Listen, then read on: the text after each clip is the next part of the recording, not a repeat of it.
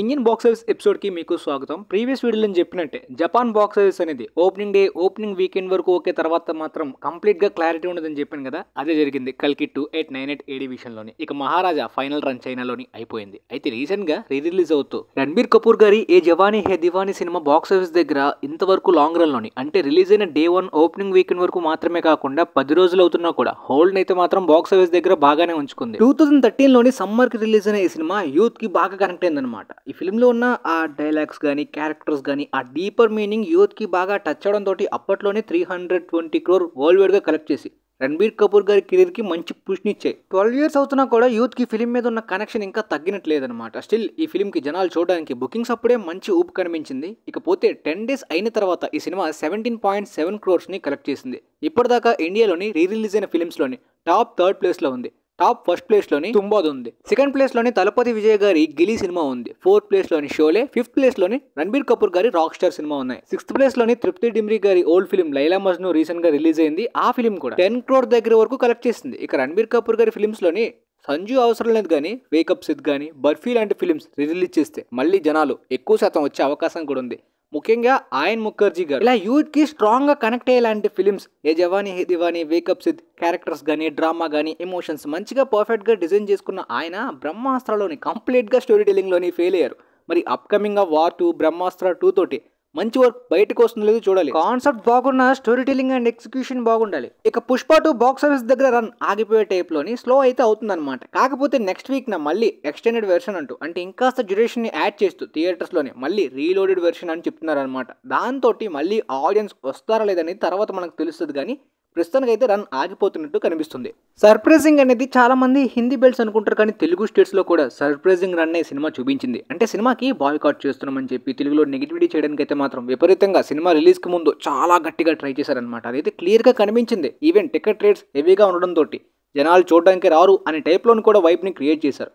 Foot falls పరంగా 1.4 crore ticket sales అయితే మాత్రం తెలుగు స్టేట్స్లో కూడా తెగాయి అనమాట. రీసెంట్గా వచ్చిన బిగ్ ఫిలిమ్స్లో అయితే మాత్రం నాన్ సీక్వెల్స్లోని ప్రభాస్ గారి కల్కి అయితే 1.26 crore వరకు టికెట్ సేల్స్ అయ్యాయి. దాంతోపాటు సలార్ 1.24, ట్రిబ్లర్ మాత్రం 1.85 crore టికెట్ సేల్స్ని పోస్ట్ కోవిడ్ తర్వాత తెలుగు స్టేట్స్లోని హైయెస్ట్గా రిజిస్టర్ చేశాయి. కాకపోతే టాప్ 6 ప్లేస్లోని ఈ ఫిలిమ్స్ ఏవి కూడా ఉండవు తెలుగు స్టేట్స్లోని. నియర్ 330 crore గ్రాస్ని తెలుగు స్టేట్స్లో అలౌన్గా కలెక్ట్ చేసింది సినిమా. ట్రిబ్లర్ అయితే మాత్రం all time record almost 400 crore దగ్గర వరకు తెలుగు స్టేట్స్ లోని కలెక్ట్ చేసింది అనమాట ట్రిబ్లర్. దాన్ని బీట్ చేయడం కష్టమే. మళ్ళీ రాజమౌళి ఫిల్మో లేదంటే ఏదైనా బిగ్గెస్ట్ సీక్వెల్ కావాలి, అందరూ యునానిమస్ గా సపోర్ట్ చేయాలి, ఫ్యామిలీస్ కిడ్స్ అందరూ కూడా.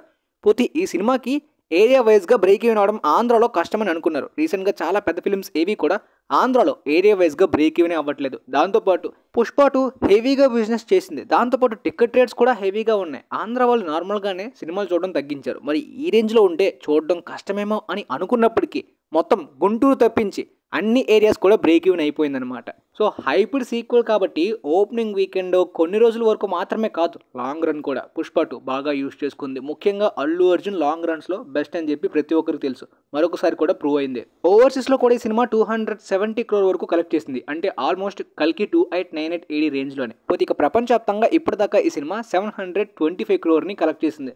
ఇక బ్రేక్ ఈవెన్ అన్ని చోట్ల అయిపోయింది. ఒక్క తమిళనాడు కేరళ తప్పించి మాత్రమే. తమిళనాడులో అయితే మాత్రం సినిమాకి రెస్పాన్స్ బాగున్నప్పటికీ 100 crore గ్రాస్ ఈజీగా వచ్చేస్తుంది అనే రేంజ్ వైబ్స్ కనిపించే హైప్లో కూడా. కాకపోతే అంతవరకు వెళ్ళలేకపోయిందనమాట. 80 crore లోపే ఆగింది. అక్కడ చేసిన ఆ హెవీ బిజినెస్కి అయితే బ్రేక్ ఈవెన్ కాలేదు. కేరళ అంటే కంప్లీట్గా నెగిటివ్ మిక్స్డ్ రివ్యూస్. మొత్తం ఇండియా వైడ్గా అన్ని type of regular commercial masala audience కూడా ఈ సినిమాకి కనెక్ట్ అయ్యారు, చూస్తున్నారు. కానీ కేరళలో మాత్రం అసలు కనెక్ట్ కాలేదు. అంటే రిజెక్షన్ అయితే కనిపించింది. ఈ హైప్ అయితే విపరీతంగా ఉండి గట్టిగా ప్లాన్ చేసినప్పటికీ సినిమా యొక్క టాక్ అయితే మాత్రం రివ్యూస్ మాత్రం కేరళ ఆడియన్స్లోనే ఎక్కువ శాతం ఫిల్మ్ లవర్స్ కంటెంట్ బాగోకపోతే ఏ స్టార్ ఫిల్మ్ కూడా చూడరు అనమాట. కంటెంట్ బాగుంటే అసలు స్టార్ లేకపోయినా సరే ఎగబడి చూస్తారు. అది కమర్షియల్ సినిమా కాకపోయినా డ్రామా జానర్ అయినా సరే ఎగబడి చూస్తారు. నిజంగా క్వాలిటీ ఆడియన్స్ అయితే మాత్రం ఇండియాలో కేరళలో ఉన్నారని క్లియర్గా చెప్పొచ్చు. అందుకనే ఒకప్పుడు బాగా వర్క్ అయ్యే డ్రామా జానర్స్ లైక్ యాక్షన్ లేకుండా కంటెంట్ బాగుంటే బాగా వర్క్ అయ్యేది నార్త్లోని. కానీ ఇప్పుడు అక్కడ కూడా మాస్ యాక్షన్ మసాలా ఈ టైప్ ఆఫ్ పాప్కార్న్ ఎంటర్టైనర్స్కే ఆడియన్స్ ఎక్కువగా ఎగబడుతున్నారు. కానీ కేరళలో స్టిల్ సినిమాని ఆ జానర్ అని బ్రతికిస్తున్నారు, సపోర్ట్ చేస్తున్నారు గట్టిగా. ఇకపోతే మార్కో మొత్తానికి ప్రపంచవ్యాప్తంగా 100 crore మార్క్ని అఫీషియల్గా టచ్ చేసిందనమాట. పోస్టర్లో ముందే వేసినప్పటికీ ఇప్పటికీ 100 crore మార్క్ని ప్రపంచవ్యాప్తంగా కలెక్ట్ చేసింది సినిమా. ఏ రేటెడ్ సర్టిఫికేట్ తోటి 18+ ఇండియన్ ఫిల్మ్స్లోని టాప్ 10th ప్లేస్లో ఈ సినిమా ఉందన్నమాట. ఇంకొక 10 crores వస్తే సత్యమేవ జయతే జాన్ అబ్రహాం ఫిల్మ్ని కూడా బీట్ చేయొచ్చు. ఈ ఫిల్మ్ టాప్ 9th వెళ్ళొచ్చు. అప్పుడు ఏ రేటెడ్లోని ఫస్ట్ ప్లేస్లోని యానిమలే స్టిల్ ఉంది, అందరికీ తెలిసిందే. ఇక ముఫాసా ఇండియాలోని ఈ వారం వరకు నెంబర్స్ యాడ్ చేసుకుంది. హిందీలోని 61.5 crore gross, English version 58 crore gross, దాంతోపాటు తమిళ వెర్షన్ 28 crore గ్రాస్, తెలుగు స్టేట్స్లోని 17 crore గ్రాస్ని కలెక్ట్ చేసి ఇండియా వైడ్గా 165 crore గ్రాస్ని కలెక్ట్ చేసింది సినిమా. మేబీ 170 crore కూడా టచ్ చేయాలా ఉంది. ఇక బేబీ జాన్ వరల్డ్ వైడ్గా ఫైనల్ రన్లోని 61 crore గ్రాస్ తోటి డిజాస్టర్గానే ఆగిపోయింది. ఇక తర్వాత రేఖా చిత్రం అంటూ ఈ జనవరిలోని మలయాళం ఇండస్ట్రీకి మొదటిగా వచ్చిన ఫిలిం పాజిటివ్ టాక్ని అందుకుని బాక్స్ ఆఫీస్ దగ్గర బాగానే పర్ఫామ్ చేస్తుంది. ఇప్పటిదాకా వరల్డ్ వైడ్గా 27 crore గ్రాస్ని కలెక్ట్ చేసిన ఈ సినిమా మేబీ 40-50 crore గ్రాస్ వరకు కూడా ఫైనల్ రన్లో వెళ్ళొచ్చని అంటున్నారు. మరి చూడాలి. తర్వాత గేమ్ చేంజర్ డే 2న పెద్ద డ్రాప్ చూసింది. డే 3 సండే కాబట్టి హోల్డ్ ఏమైనా ఉంటుందనుకుంటే లేదు, డే 3 సండేను కూడా ఈ ఫిలిం డ్రాప్నే చూసింది. మరి ఇక ఈ సంక్రాంతికి, భోగికి, ఈ మండే ట్యూస్డే పరిస్థితి ఏంటో తెలియదు కానీ ఆ తర్వాత కంప్లీట్గా సినిమా వాషౌట్ అయిపోయేలాగా కనిపిస్తుంది. ఇక ఇదిలా ఉంటే డే 1న వచ్చిన నెంబర్ కన్నా పోస్టర్లో ఎక్స్ట్రాగా వేసుకునే నెంబరే చాలా హెవీగా ఉండడం, ఇదివరకు వచ్చిన ఫేక్ పోస్టర్స్ కన్నా ఇది ఆల్ టైమ్ రికార్డ్ అంటే దీనికి వేరే లెవెల్కి పెట్టడంతో ఇండియా వైడ్గా గట్టి ట్రోల్స్ పడిన తర్వాత కూడా నిజంగా సిగ్గున్న వాళ్ళైతే మాత్రం డే 2న పోస్టర్ని ఆపేయాలి. కానీ పిఆర్ టీమ్ అయితే మాత్రం డే 2న కూడా పోస్టర్ని రిలీజ్ చేయడం, అది కూడా 270 crore పోస్టర్ని రిలీజ్ చేయడం అనేది మరి కాస్త ట్రోల్స్కి దారి తీసింది. దాంతోపాటు హిందీ ట్రేడ్లోని డే 1న ఒక ఫ్యాన్ అడ్వకేట్ అయితే మాత్రం కొన్ని విలేజెస్కి అంటే పూర్ విలేజెస్కి టికెట్స్ని పంచుతున్నానని చెప్పి టికెట్స్ అతనే కొనేసి పనిచేశాడు అనమాట. అది ఒకరోజు అంటే ఓకే, ఫండ్స్ ఓకే, ఫ్యానిజం ఏదో అనుకోవచ్చు. కానీ డే 2, డే 3ను కూడా ఈ సినిమాకి ఫ్రీ టికెట్స్ హిందీ వెర్షన్కి మాత్రమే కూపన్స్ అయితే మాత్రం ఆన్లైన్లో ప్రతి చోట పంచుతున్నారనమాట. అదేదో సౌత్లో పంచచ్చు కదా బ్రో అని మీకు అనిపించవచ్చు. లేదు, హిందీ మార్కెట్ ఉన్నట్టు మినిమం కూడా ఉన్నట్టు చూపించడానికి అయితే మాత్రం పిఆర్ టీమ్ చేస్తున్న ఒక కొత్త ప్రయత్నం అనమాట. ఇది ఫ్రీ కూపన్స్, రూపాయి కూడా కట్టక్కర్లేదనమాట. మొత్తం ఒక 20-30 కోడ్లు అయితే చూసాను నేను. మొత్తం వాటికి సంబంధించి చాలామంది బుకింగ్స్ చేసుకుంటున్నారు, రూపాయి కూడా పే చేయక్కర్లేదు, ఫ్రీగా టికెట్స్ అయితే దొరుకుతున్నాయి అనమాట. మార్నింగ్ అంతా కూడా ఖాళీగా ఉంటున్నప్పటికీ మిడ్ నైట్ షోస్ అయితే మాత్రం రాజస్థాన్లోనే 94% ఆక్యుపెన్సీ తోటి ఫుల్స్ అవుతున్నాయి అనమాట. ఈవెన్ హిందీ ఫిల్మ్కి కూడా ఇంతవరకు ఈ రేంజ్ ఆక్యుపెన్సీ ఫుల్స్ అయితే మాత్రం నైట్ షోస్కి అనే కాదు మార్నింగ్ షోస్కి కూడా 94% ఆక్యుపెన్సీ పడలేదు. తెలియని వాళ్ళు దీన్ని కార్పొరేట్ బుకింగ్స్ అనుకుంటున్నారు. అఫ్ కోర్స్ టాలీవుడ్లో ఇంతకుముందు కార్పొరేట్ బుకింగ్ అయిన ఫిల్మ్స్ ఉన్నాయి. అఫ్ కోర్స్ చాలా బిగ్ పాన్ ఇండియా ఫిల్మ్స్కి కార్పొరేట్ బుకింగ్స్ అనేవి జరుగుతాయి. అవి కంపెనీస్ వాళ్ళు వాళ్ళ ఎంప్లాయీస్కి ఇచ్చే కార్పొరేట్ టికెట్స్ గివ్ అవే అనమాట. బ్రాండ్ ప్రమోషన్స్ గివ్ అవే లాగా వాళ్ళ కంపెనీని ప్రమోట్ చేసుకోవడానికి, ఫర్ ఎగ్జాంపుల్ నా యూట్యూబ్ ఛానల్ ప్రమోట్ చేసుకోవడానికి నా సబ్స్క్రైబర్స్లో కొంతమందికి టికెట్ గివ్ అవే ఇవ్వడం అనేది నా ఛానల్ని ప్రమోట్ చేసుకుంటున్నాను నేను సినిమాని యూజ్ చేసుకుంటూ. సో ఇది చాలా ఫిలిమ్స్కి జరుగుతుంది. ఫైనల్ రన్లోని 5 crore, 1 crore, 2 crore ఈ గ్రాస్ లోపు మాత్రమే ఉంటుంది.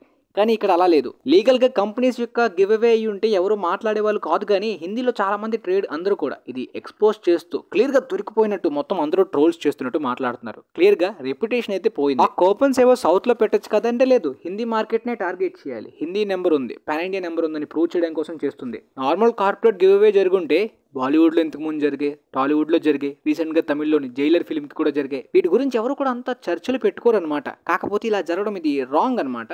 అందుకని ఇంతగా మాట్లాడుతున్నారు. మేబీ మండే కల్లా కంప్లీట్గా ఆగిపోవచ్చు, వీకెండ్ వరకు ఎలా ఉన్నా. దీనికి తోడు తారన్ ఆదర్శ్ పోస్ట్ చేసే హిందీ నెంబర్స్ యాక్యురేట్ కాదు. ఆయన ఇంతకుముందు రీసెంట్గా ఈ ఇయర్ నుండి ఆయన పోస్ట్ చేసే హిందీ ట్రాకింగ్ నెంబర్స్ అన్నీ కూడా ప్రొడ్యూసర్ ఇచ్చిన నెంబరే వేస్తున్నారు తప్పించి ఒరిజినల్ హిందీ ట్రాకింగ్ నెంబర్ కాదు. అవును, ఈ year highest grossing Bollywood films అయిన స్త్రీ 2 కానీ, సింగం అగైన్, బుల్బులియా 3కి వీటికి కూడా 20-15 crore డిఫరెన్స్ అయితే మాత్రం ఒరిజినల్కి ఆయన వేసిన ప్రొడ్యూసర్ నెంబర్కి తేడా అయితే ఉంది. ఈవెన్ పుష్ప 2 దేవరా హిందీ వెర్షన్స్కి కూడా ఇప్పటిదాకా హిందీ వెర్షన్లోని గేమ్ చేంజర్కి 22 crore నెట్ వచ్చింది. మరి మండేతో ఆపేస్తారా లేదంటే దేవరాని హిందీ వెర్షన్ 60 crore నెట్ని బీట్ చేయడానికి ఇంకా ప్రయత్నిస్తారా లేదా ఆ కూపన్స్తో అనేది తర్వాత చూడాలి. సండేన మాత్రం గేమ్ చేంజర్ తెలుగు స్టేట్స్లోని ఏదో టాప్ 30, 20 ఆల్మోస్ట్ టైర్ 2 చిన్న చిన్న ఫిలిమ్స్ అన్నిటికన్నా డెబ్యూట్ ఇచ్చిన హీరో ఫిలిమ్స్ కన్నా చాలా కిందకి డ్రాప్కి పడిపోయింది అనమాట. సండేన కేవలం 3 crore షేర్ మాత్రమే తెలుగు స్టేట్స్లో సండేని సినిమా కలెక్ట్ చేసింది అనమాట. పోతే ఇండియాలో ఇప్పటిదాకా ఈ సినిమా 105 crore గ్రాస్ని కలెక్ట్ చేసింది. ఓవర్సీస్ నుండి 24 crore గ్రాస్ని కలెక్ట్ చేసింది. ప్రపంచవ్యాప్తంగా 129 crore గ్రాస్ని కలెక్ట్ చేసిన ఈ సినిమా మేబీ ఇంకొక 2-3 డేస్లోనే ఇండియన్ 2ని శంకర్ గారి ప్రీవియస్ ఫిలిం బాక్స్ ఆఫీస్ని అయితే బ్రేక్ చేయొచ్చు. కానీ 200 దగ్గరికే ఫైనల్ రన్ లో ఆగిపోయేలాగా కనిపిస్తుంది. దానికి రీజన్ డాకు మహారాజ్ డామినేషన్ అని చెప్పాలి. లాస్ట్ ఇయర్ ఎక్కువ శాతం గుంటూరు కారంకి స్టార్ హీరో ఫిల్మ్ కి ఎక్కువ మంది హైప్ పెట్టుకున్నప్పటికీ హనుమాన్ ఫిల్మ్ సర్ప్రైజింగ్ గా సంక్రాంతికి టాలీవుడ్ కి బిగ్గెస్ట్ కాంట్రిబ్యూషన్ గా మారింది. కానీ ఇప్పుడు సీనియర్ హీరోస్ ఫిల్మ్స్ ఈ డాకు మహారాజ్ గానీ సంక్రాంతికి వస్తున్నామనే సినిమా రేపు కూడా బుకింగ్స్ గట్టిగా ఉన్నాయి. ఈ రెండు సీనియర్ ఫిల్మ్స్ కూడా సంక్రాంతికి కొద్దిగా సపోర్ట్ చేస్తున్నాయి ప్రాఫిట్స్ అవ్వడంలోనే. డే 1 తెలుగు స్టేట్స్ లో ఈ సినిమా 27 crore గ్రాస్ ని దాటి కలెక్ట్ చేసింది, హైర్స్ అండ్ జిఎస్టీ లేకుండా. Of course heirs and GST ఉంది, దాంతోపాటు డే 2 డ్రాప్ అయ్యేలాగా కూడా ఉంది. ముఖ్యంగా ఈయన ఫిల్మ్స్ కి ఓపెనింగ్ వచ్చింది లాస్ట్ ఇయర్ కూడా, కానీ ఫైనల్ రన్ లోని కేవలం 130 crore గ్రాస్ దగ్గరే ఆగిపోయింది. మరి ఈ సినిమా ఎక్కడ వరకు ఆగుతుందో తెలియదు, కానీ తెలుగు స్టేట్స్ లోని గేమ్ చేంజర్ ని దాటేసేలాగా కనిపిస్తుంది అనమాట. ప్రపంచవ్యాప్తంగా డే 1 41.2 crore గ్రాస్ ని కలెక్ట్ చేసుకుంది, హైర్స్ అండ్ జిఎస్టీ లేకుండా. సినిమాకి హైర్స్ ఎక్కువగా యాడ్ అవుతుంటే రీజనల్ ఫిల్మ్ కాబట్టి, దాంతోపాటు జిఎస్టీ కూడా. ఇక తర్వాత డే 2 హోల్డ్ ఎలా ఉందనేది మెయిన్ కీ పాయింట్ అనమాట.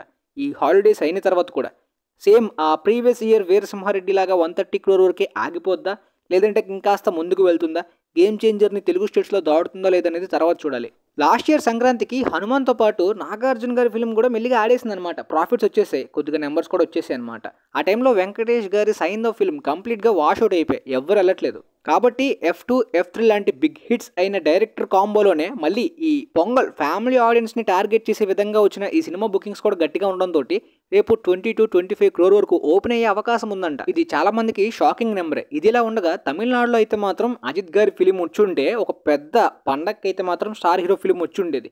క్లాష్ ఎందుకని చెప్పి రిమైనింగ్ ఫిల్మ్స్ అందరూ పోస్ట్ పోన్ చేసుకుంటే లాస్ట్లో అజిత్ గారు హ్యాండ్ ఇచ్చేశారు. ఎగ్జిబిటర్స్ అందరూ హాలిడే టైం పోగొట్టడనే కోపంతో బూతులు తిట్టుకుంటున్న టైంలోనే సుందర్ సి డైరెక్షన్లోని మదగజరాజా ఎప్పుడో 12 సంవత్సరాల క్రితం సంక్రాంతికి ప్లాన్ చేసుకుని మధ్యలో ఆగిపోయిందంట. ఏదో ప్రొడక్షన్ ఇబ్బందులు చూసి ఈ సినిమా అయితే కంప్లీట్గా పక్కన పెడేశారు. మరి అవసరం లేదనుకున్న సినిమా, అవుట్డేటెడ్ సినిమా ఇప్పుడు సంక్రాంతికి సరదాగా రిలీజ్ చేశారో ఏమో తెలియదు, కానీ ఇప్పుడు చాలా మంది దగ్గర నుండి కొద్దిగా యావరేజ్, గుడ్ టాక్ ఈ విధంగా కూడా అరేంజ్ చేస్తుందని కానీ చాలా మంది షాక్ అయ్యారు. 3.5 crore గ్రాస్ ని కూడా ఓపెన్ చేసింది. సో పొంగల్కి కంప్లీట్గా థియేటర్స్ దోమలకి ఇచ్చేయకుండా ఈ విధంగా హెల్ప్ అయిందనమాట. గేమ్ చేంజర్ ఒకవేళ బాగుంటే తమిళనాడులోని శంకర్ యొక్క వాల్యూ ప్రకారం చూసుండేవాళ్ళు తమిళ వాళ్ళు కూడా, అవ్వలేదు అది కూడా.